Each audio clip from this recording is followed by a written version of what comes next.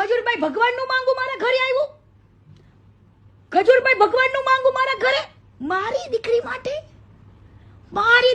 ઓહો, ઈ ગરીબડો બાપ, એક દીકરીનો બાપ, હે તને ભગવાન માને અને તે શું કર્યું? ભંગાર.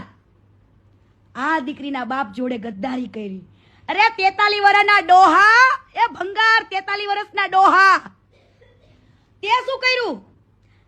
આ બાજુ વિધિ ભાભીને પાટું મારી, હે આ બાજુ વિધિ ભાભીને રાતોરાત પાટું મારેસ ને આ બાજુ તું હકાઈ કરેસ, હે ગરીબ બાપના દીકરીને ભગવાન મનાવડાવીને.